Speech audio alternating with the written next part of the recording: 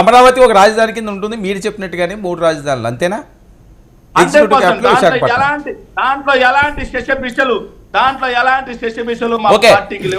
శేఖర్ రెడ్డి గారు ఇంకో straight point, కీలకమైన ఘట్టం ఆవిష్కృతం అవుతుంది కొన్ని గంటల్లోని. చంద్రబాబు నాయుడు గారు పవన్ కళ్యాణ్ గారు కలుస్తున్నారట, ఢిల్లీ వెళ్తారట వెంటనే పవన్ కళ్యాణ్ గారు. ఈ నెల 16వ తేదీన ఏ అభ్యర్థులు ఎక్కడి నుంచి ఏ పార్టీ నుంచి పోటీ చేస్తారన్నది ప్రజల ముందు ఉంచిపోతున్నారట. సార్ ఖచ్చితంగా సార్, వాళ్ళొక రాజకీయ పార్టీగా అభ్యర్థులను పెట్టే స్వాతంత్ర్యం వాళ్ళకుంది, ఎన్నికల్లో పోటీ చేసే స్వాతంత్ర్యం వాళ్ళకుంది, అలాగే పొత్తులు పెట్టుకునే స్వాతంత్ర్యం కూడా వాళ్ళకుంది. దాన్ని కాదనం కదా మేము మొదటి నుంచి ఒకే మాట చెప్తున్నాం, మా పార్టీ ఒకే స్టాండ్, మేము సింగిల్ గానే వస్తాము, వాళ్ళు పొత్తులతో వచ్చిన ఎంతమంది. మేము మొన్నటి వరకు మాకు ఒక అనుమానం ఉండేది సార్, ఏంటంటే బీజేపీ కలిసి రాదేమో, బీజేపీ కలిసి రాకపోతే వీళ్ళు ఒక మాట మాట్లాడతారు, ఈవీఎంలని హ్యాక్ చేశారండి, సెంట్రల్ గవర్నమెంట్ వాళ్ళకి ఏదైతే సపోర్ట్ చేసిందండి. ఇలాంటి మాటలు 2019 ఎన్నికలు అయిపోయిన తర్వాత వాళ్ళ నుంచి వచ్చాయి. ఇలాంటి మాటలు కూడా రాకుండా ల్యాండ్స్కేప్ విక్టరీ కొట్టి ప్రజల్లో మేము తీసుకురావాలి అంటే, బీజేపీ కూడా కలిసి వస్తే, ఎంతమంది శత్రువుల మీద మేము పోరాటం చేసి గెలిచాము అంటే ఆ కిక్కే వేరు. మేము ఖచ్చితంగా బీజేపీ కూడా కలిసి రావాలని కోరుకుంటున్నాం. కాకపోతే ఈ రోజు నేను వార్తల్లో నేను ఒక న్యూస్ చూశాను, నేషనల్ మీడియాలో ఒక న్యూస్ చూశాను, ప్రతి పార్లమెంట్ లోను 4 టీడీపీకి, 2 జనసేనకి, 1 బీజేపీకి ఖచ్చితంగా సీట్లు ఉండేలాగా 4:2:1 నిష్పత్తి అని చెప్పేసి ఒక న్యూస్ చూశాను.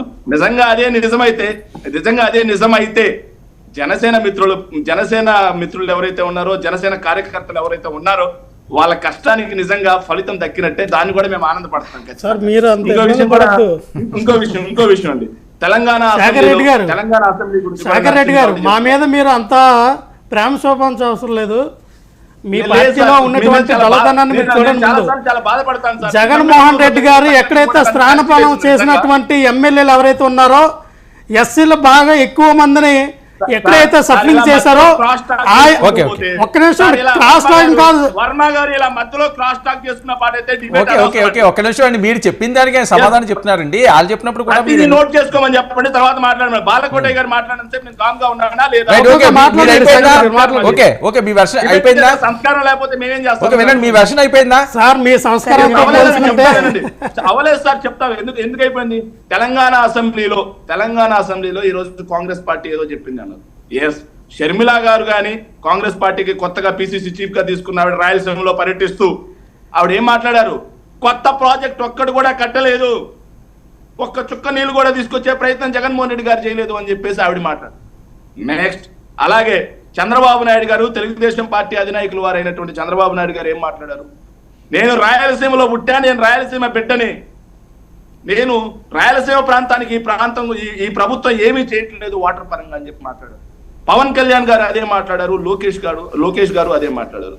కానీ తీరా చూస్తే జగన్మోహన్ రెడ్డి గారి ప్రభుత్వం చిత్తశుద్ధితో ఏదైతే రాజశేఖర రెడ్డి గారు 44,000 క్యూసెక్కులకు పెంచినటువంటి పోతిరెడ్డి పాడిని ఆ రోజు తెలుగుదేశం పార్టీ దేవినేని ఉమా గారు కింద ప్రకాశం బ్యారేజ్ కింద టెంట్లు వేసి మరీ వద్దని అడ్డు చెప్పినా సరే రాయలసీమ ప్రాంత ప్రజల కోసం ఆయన 44,000 క్యూసెక్కులకు పెంచితే జగన్మోహన్ రెడ్డి గారు 90,000 క్యూసెక్కులకు పెంచారు.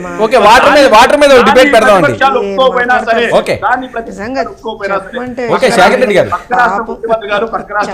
శేఖర్ రెడ్డి గారు పాపం, శేఖర్ రెడ్డి గారు మాకు సమయం ఇవ్వండి సార్, మేము మాట్లాడతాం కొంచెం. ఎందుకంటే మీరు అధికారంలో ఉన్నారు కదా,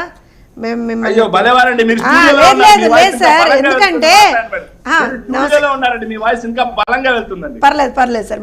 మేము స్టూడియోలో ఉన్నా, జూమ్ లో ఉన్నా, ఎక్కడున్నా మా వాయిస్ బలంగా వెళ్తుంది సార్, ఎందుకంటే మాది ప్రజా వాయిస్ సార్, మేము ప్రజాగళం. సో మా గళం ఎక్కడైనా గట్టిగా వినిపిస్తుంది, ఎందుకంటే మాది ప్రజాగళం కాబట్టి. Sir, with due permission from you Shekhar Reddy గారు, ఇప్పుడు ఇష్యూ ఏంటంటే బాలకోటయ్య గారు ఏదో చెప్పారు, ఏదో మాట అన్నారు, ఇది అని. సార్ ఇప్పుడు నాకు అర్థం కాని విషయం ఏంటంటే, అంబటి రాంబాబు గారు ఇవాళ ఒక స్టేట్మెంట్ ఇచ్చారు, అంతేనా సార్?